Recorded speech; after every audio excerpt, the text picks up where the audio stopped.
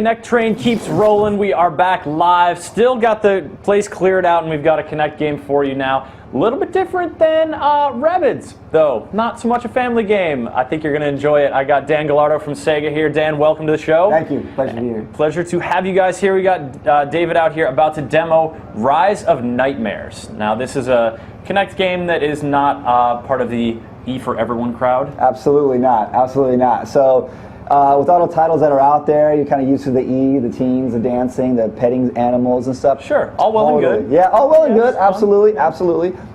Totally on the opposite end of the spectrum. Okay, so we're going dark. We're going intense. We're going violent. And we're starting it off right now. Yeah, absolutely. And so set it up for us. Where are we at? Who are we? What's the deal? Okay, so background is the character you're playing is as Josh, and you're on vacation in Eastern Europe. Your wife gets kidnapped, and so now you find yourself in this hellish environment trying to save her. So you come across a bunch of undead enemies, trying to find your wife, going across other enemy bosses, mad scientists, kind of a whole spectrum of ugly, gore, and horror stuff. So if you love that, right up your alley. Worst vacation destination ever. Absolutely, not on your travel network for sure. All right. So we saw a horrible spiky death right there. Yes. We have another flavor. Yay, electrocution. Always good. You guys aren't messing around. No, we kind of get out the gate with some good stuff. So, in the demo, actually, it just kind of truncates a little bit of the environment, but it kind of does a good job of showing you what kind of weapons you pick up, the torture sequences, the enemies that you fight, the undead, things like that. But at the same respect, it also allows you to see what kind of motions and movements that you do with Connect. Okay, so far we've seen you're controlling your character's movement by sort of stepping forward. Yeah. Those helpful silhouettes are showing us, how to do it. Yeah. And just picked up an iron pipe, which, you're gonna be if someone's coming at you, shambling, total open body cavity. Yes. You might want to have an iron pipe. You might want to have an iron pipe. Yeah, absolutely. So here he's just blocking his attacks and then using just swinging motions like you would normally use a pipe. Like everyone every day. Like all the pipe beatings you do. Exactly. So so you can go ahead and use that to kill your enemies. And here he is again moving forward with his left foot in front of him. And then so there's different ways. You'll see a little bit later that you just don't always have to put your foot forward. It's not a game that's on rails, but if you choose to do so, you can do that as well. But we'll get to that in a bit. Oh, you can sort of set it to just guide you through? Yeah, absolutely, yeah. And it's within game, so you don't have to get out of the menu system. Okay. It's something just kind of leads you a little bit. But the kind of the step back on that is that you won't have a chance to kind of look through environments, look through rooms, kind of explore a little bit. So here he is killing some more enemies with the pipe, which is great. And that was not just like your average decaying, rotted, gutted corpse. Yeah. That dude had like some weird stuff on his arm. Yeah, absolutely. So the mad scientist, because he's kidnapped your wife, he's trying to bring back. Yeah. He doesn't like big barf. I don't.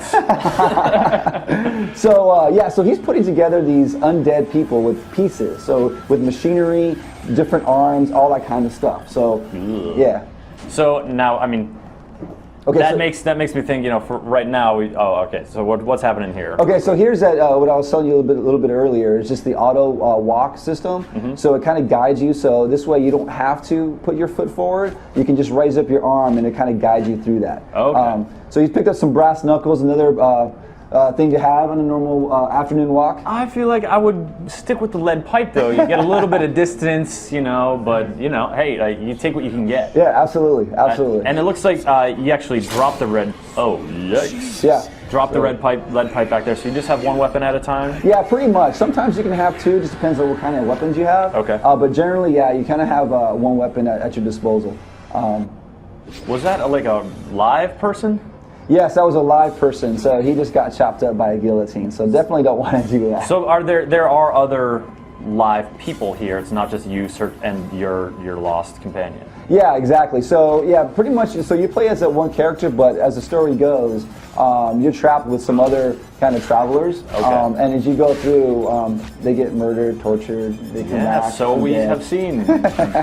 So here he is blocking the attack. So it's just a matter of just putting your arms right up. in the grill. Yeah. And then we've seen a kick or two. Yeah, no, absolutely. So you can do some kicks as well. Sort of a knockback. Yeah, knockback. Yeah, to give you a little bit more space. Because sometimes they get all crazy. To grab your ice saw.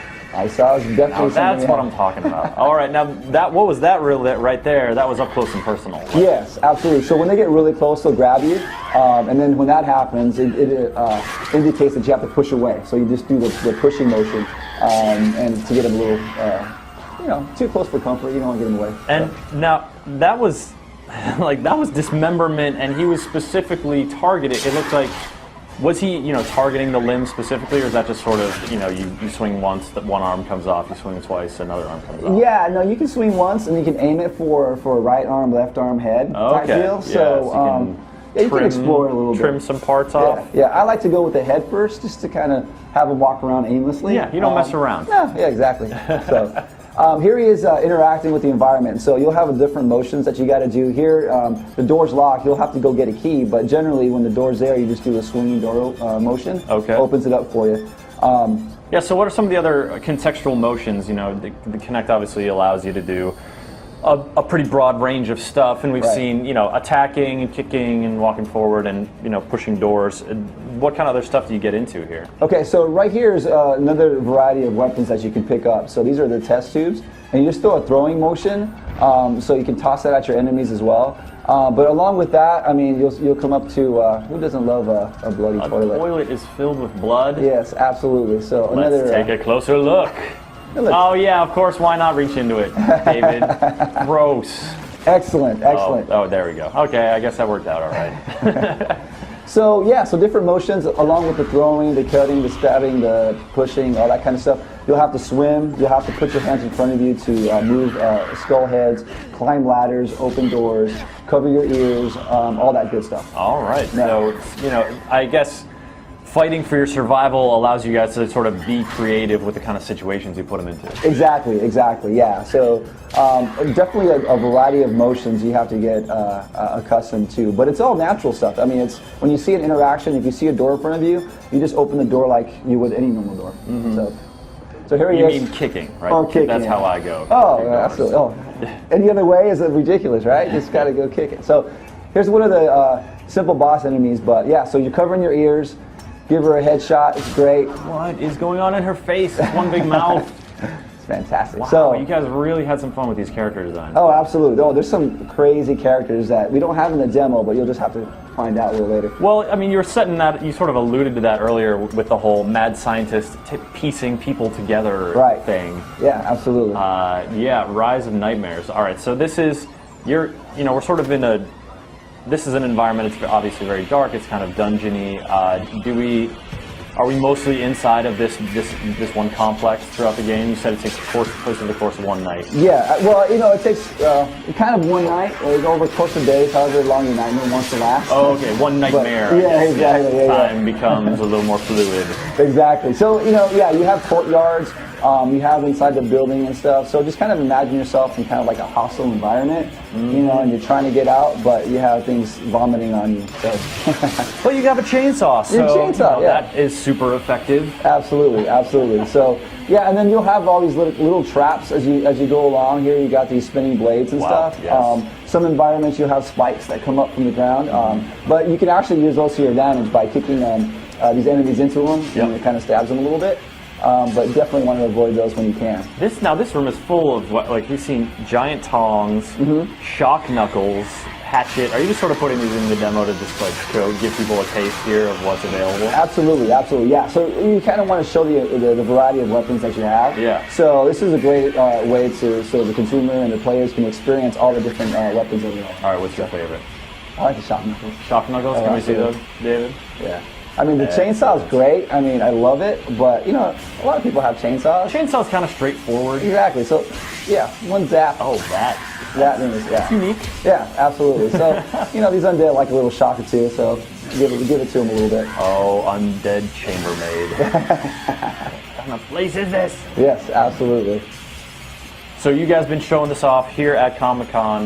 You have the Sega Arcade just around the way. Yes. If folks are here, they can stop by and play it? Absolutely, absolutely. It's open to the public, so it's on 345 6th Avenue, just right by Comic-Con. We also have it in the Microsoft booth downstairs in the Hard Rock in the Edge Lounge. Okay. Yeah, so get your blood on. How they've been enjoying it? Oh, absolutely. Oh, people love it. Yeah. Oh, yeah. I mean, it's different. I mean, it's not your ET rated game. It's something for well, I don't want to say something for everyone. Yeah, not everyone. Yeah, exactly. For the mature audiences, Something absolutely. for folks looking for something a little more dark, looking to, really let their imaginations in their living room run wild with the murder simulator. Murder, Rise of Nightmares. Rise of Nightmares. All right, so it's for the Kinect.